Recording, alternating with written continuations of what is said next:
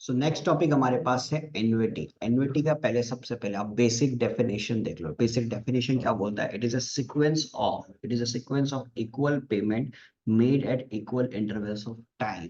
ये तो हो गया डेफिनेशन, ठीक है। Sequence of equal payment made at equal intervals of time. अब एक प्रैक्टिकल लाइफ सिनेरियो समझो, उससे अपन प्रॉपर एन्युटी को समझने वाले हैं, ठीक है। एक रियल लाइफ सिचुएशन लेते हैं। मान लेते हैं कि राघव हमारे पास है। राघव को एक गाड़ी खरीदनी। वो गाड़ी कौन सी है? फरारी। बोलता है कि राघव भैया मेरे को फरारी की सवारी करनी। क्या करनी? फरारी की सवारी करनी है, मेरे को फरारी गाड़ी लेनी है। अब राघव गया फरारी के शोरूम, ठीक है। राघव कहाँ गया? फरारी गाड़ी लेने फरारी के शोरूम में गया, ठीक है। अब फरारी की जो कीमत है, समझ में आ रही है? फरारी की जो कीमत है वो लगभग समझ लो 1.5 CR, मतलब 1.5 करोड़ की कीमत है। राघव के पास बहुत पैसा है, ठीक है। फिर भी फिर भी राघव यहाँ पे भी अपनी बुद्धि लगाएगा। देखो फरारी की कीमत कितनी है?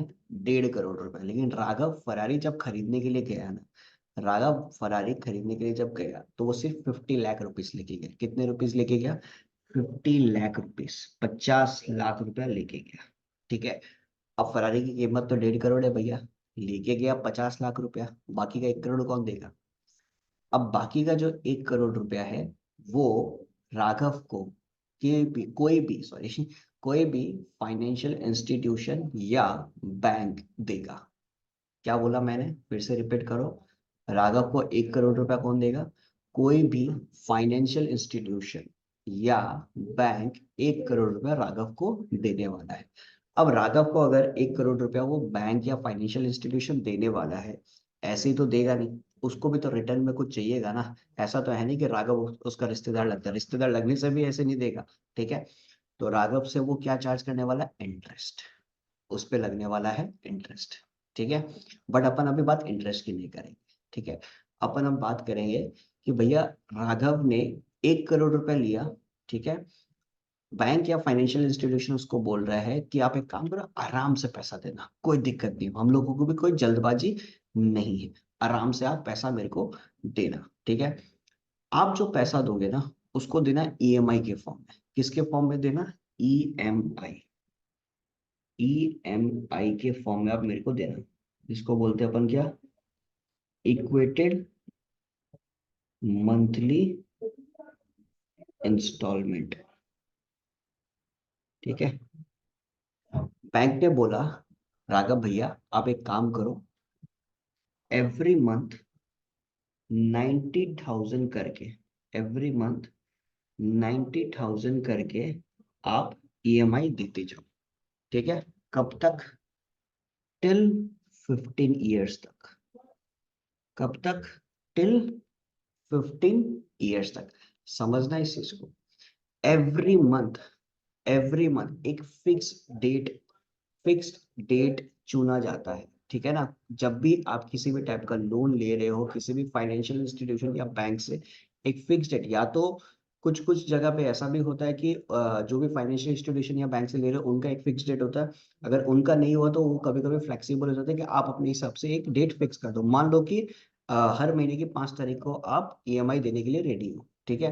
तो every 5th of your month 90,000 rupees कटते रहेगा, ठीक है। 90,000 रुपीज हर महीने की 5 तारीख को आपके अकाउंट से निकलते जाएगा। क्लियर है चीज? अब यहाँ पे चीज को समझना, अगर मैंने 90,000 बोला है ना, तो एवरी मंथ मतलब वही 5 तारीख को 90,000 ही निकलेगा। अगर वो 91,000 हो गया या 92,000 हो गया, या समझ लो एवरी मंथ नहीं हो के एक महीना दिया, 2 महीना छोड़ दिया, फिर तीसरे मंथ पे मैं दे रहा हूँ, ऐसा हो गया तो वो कभी भी एन्युटी नहीं रहेगा। एन्युटी होने के लिए क्या होगा? फिक्स्ड डेट, मतलब fix interval of time and fix amount. क्या लिखा हुआ देखो अब? Equal payment made at equal intervals of time. Amount भी फिक्स चाहिए और इंटरवल भी हमारा क्या चाहिए? फिक्स चाहिए। उसी को अपन क्या बोलेंगे? एन्युटी। क्लियर है? अभी जो मैंने आपके सामने एग्जांपल लिया वो तो समझ लो ईएमआई का मतलब मंथली का हो गया। इट डिपेंड्स कि समझ लो अलग अलग टाइप का चीजें होते हैं। समझ लो लाइफ इंश्योरेंस है, लाइफ इंश्योरेंस का प्रीमियम करवाते हैं, तो वो मंथली भी हो सकता है, सेमी एनुअली भी हो सकता है और एनुअली भी हो सकता है, लेकिन अमाउंट फिक्स, इंटरवल भी हमारा क्या रहेगा, फिक्स। क्लियर है? उसी को हम लोग क्या बोलते हैं, उसी को हम लोग क्या बोलते हैं, annuity, equal payment made at equal intervals of. अगर पेमेंट चेंज हुआ, मतलब पेमेंट का जो अमाउंट है वो चेंज हुआ या इंटरवल चेंज हुआ, वो कभी भी एन्युटी नहीं रहेगा। क्लियर ये चीज? कोई दिक्कत इसके अंदर?